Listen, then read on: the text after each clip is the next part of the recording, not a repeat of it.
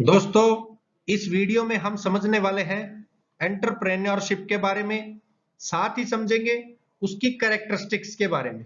Means entrepreneurship क्या है और उसकी कौन कौन सी विशेषताएं होनी चाहिए बेसिकली, जिससे जो बिजनेस है वो स्मूथली रन करे, प्रॉपरली कोई ऑर्गेनाइजेशन है वो स्मूथली रन करे। तो उसकी विशेषताएं समझने वाले हैं। सबसे पहले बात करते हैं एंटरप्रेन्योरशिप एक्चुअल में है क्या। अगर हिंदी में पर्टिकुलरली बात करें तो एंटरप्रेन्योरशिप को बोला जाता है उद्यमिता। जैसे एक एंटरप्रेन्योर है उसको उद्यमी बोला जाता है, इसी प्रकार से एंटरप्रेन्योरशिप उद्यमिता तो वो होता है एंटरप्रेन्योरशिप। अब यहाँ पे एंटरप्रेन्योरशिप को यदि हम बहुत ही सिंपल वर्ड्स में डिफाइन करें तो ये एक प्रोसेस होता है, एक वे होता है, एक मेथड होता है, एक तरीका होता है। और वो किस चीज का होता है? Creation of new organisations. नए जो ऑर्गेनाइजेशंस हैं या न्यू जो बिजनेस है उसको क्रिएट करने का एक तरीका होता है एंटरप्रेन्योरशिप। अगर दूसरे वर्ड्स में हम इसको समझे तो ये एक प्रकार का प्रोसेस है या एंटरप्रेन्योरशिप एक प्रकार की एक्टिविटी है जो प्रोडक्शन के जो फैक्टर्स होते हैं उन प्रोडक्शन के फैक्टर्स को एक साथ मींस टुगेदर एक साथ वो सभी को लेके आता है। अब प्रोडक्शन के फैक्टर्स कौन से होते हैं?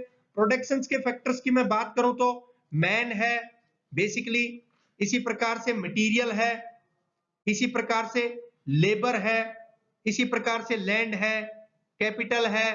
तो ये सब क्या है बेसिकली जो फैक्टर है प्रोडक्शन के। तो इन सभी को ये एक साथ लाने की एक प्रक्रिया है, एक साथ लाने का एक तरीका है, जिसमें बेसिक क्या होगा, जो मेन फंक्शन क्या करेगा for the production of goods and services. Better सामान के लिए या बात करें तो बेटर सर्विस के लिए। तो वो कब होगा? जब हम इन सभी के फैक्टर्स ऑफ प्रोडक्शन को एक साथ लेकर के आएंगे। तो ये होता है एंटरप्रेन्योरशिप। यदि मैं और वर्ड्स में इसको समझूं या और वर्ड्स में इसको मैं बात करूं तो एक प्रोसेस है आइडेंटिफाई करने का मार्केट के अंदर अपॉर्चुनिटीज को। मींस मार्केट के अंदर जो बेस्ट अपॉर्चुनिटीज है किसी एंटरप्रेन्योर के लिए, तो उसको बेसिकली उन अपॉर्चुनिटीज को फाइंड करने का ये एक जरिया है, एक प्रोसेस है एंटरप्रेन्योरशिप। अब बात करते हैं एंटरप्रेन्योरशिप की कौन कौन सी विशेषताएं होनी चाहिए। सबसे पहली बात करते हैं क्रिएटिव एक्टिविटी। एंटरप्रेन्योरशिप जो है वो एक प्रकार की क्रिएटिव टाइप एक्टिविटी होनी चाहिए। अब क्रिएटिव टाइप एक्टिविटी से मीनिंग समझे तो जिसमें इनोवेशन हो या कुछ न्यू इंट्रोडक्शन हो, मींस नया कुछ इंट्रोड्यूस हो या कुछ बेटर इंट्रोड्यूस हो, तो उसको हम बोलेंगे क्रिएटिव टाइप एक्टिविटी। बेसिकली यदि इसके नेम से हम इसको समझे तो एक प्रकार की एंटरप्रेन्योरशिप क्रिएट करने वाली एक्टिविटी होना चाहिए, नया करने वाली एक्टिविटी होनी चाहिए या नए इनोवेशंस करने वाली एक्टिविटी होनी चाहिए। जिससे क्या होगा, वो पर्टिकुलर जो ऑर्गेनाइजेशन रहेगा वो बहुत बेटर तरीके से वर्क करे और उसकी एक इमेज हो मार्केट में अच्छी, बूस्ट अप करे वो मार्केट में, क्योंकि वो न्यू इनोवेशंस पे वर्क करेगा, क्रिएट करने वाली एक्टिविटीज पे वो वर्क करेगा। तो दूसरी इसकी कैरेक्टरिस्टिक होनी चाहिए innovative activity. Innovative activity as the name indicate, innovate या एक प्रकार के इनिशिएटिव लेने वाले, आगे बढ़ने वाले। अब इसमें बात करें तो कुछ नया करना, कुछ नए तरीके से करना, जैसे एग्जांपल के तौर पे नया कोई प्रोडक्ट या नया कोई रॉ मटेरियल का सोर्स या नई कोई मार्केट या जो प्रोडक्शन है उसका कोई नया पर्टिकुलर मेथड अप्लाई करना, तो उस एक्टिविटी को हम बोलेंगे इनोवेटिव एक्टिविटी।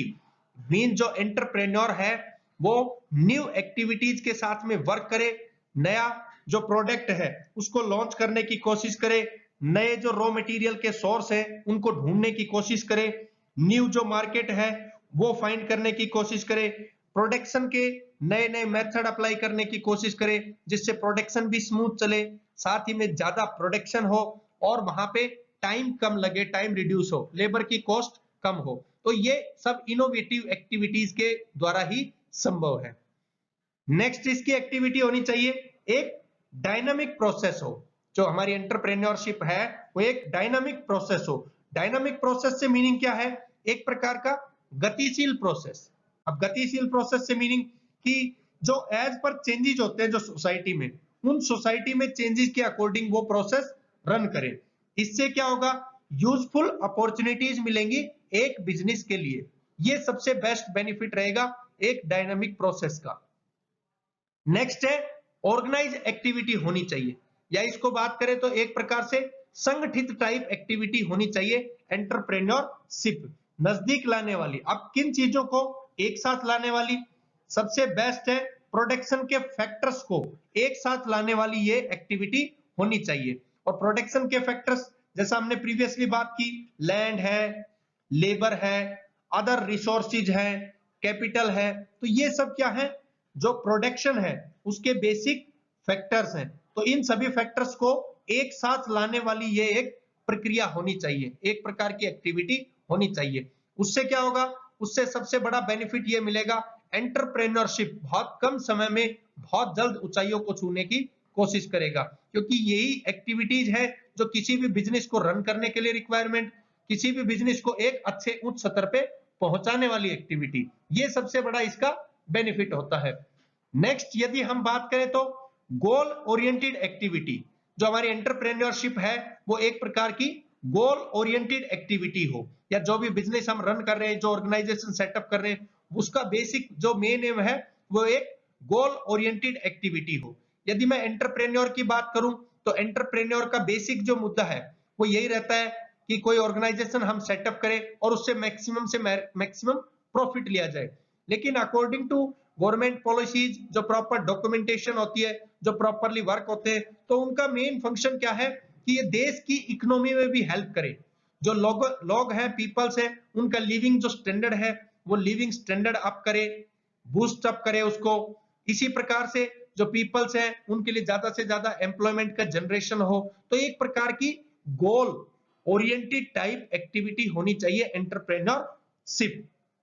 इसके अलावा और बहुत सी ऐसी कैरेक्टरिस्टिक्स होती हैं जिनको आप राइट कर सकते हो, जैसे ये एक गैप फीलिंग टाइप एक्टिविटी होनी चाहिए। गैप फीलिंग से मीनिंग ऐसा ना हो कि आपस में जो प्रॉपरली जो टॉप लेवल मैनेजमेंट है या बॉटम लेवल की मैनेजमेंट है या स्टाफ है या हमारे ऑपरेटर्स वर्कर्स जो होते हैं उनके बीच का कोई किसी प्रकार का गैप रहे, तो उस गैप को फिल करने वाली ये एक एक्टिविटी होनी चाहिए। इससे क्या होगा? वर्क जो है वो बहुत बेटर तरीके से रन करेगा, ऑर्गेनाइजेशन जो है वो बहुत बेटर तरीके से रन करेगा। इसके अलावा इकोनॉमी एक्टिविटी होना चाहिए, इकोनॉमिक एक्टिविटी होनी चाहिए। इकोनॉमिक एक्टिविटी से मीनिंग यदि हम समझे तो कि बेसिकली प्रोडक्शन और distribution of goods and services जैसी एक्टिविटी होनी चाहिए। मींस एक प्रकार की देश की इकोनॉमी में हेल्प करने वाली ये एक एक्टिविटी होनी चाहिए। तो ये है दोस्तों एंटरप्रेन्योरशिप क्या है और उसकी कौन कौन सी विशेषताएं होनी चाहिए, means it's characteristics. Thank you दोस्तों।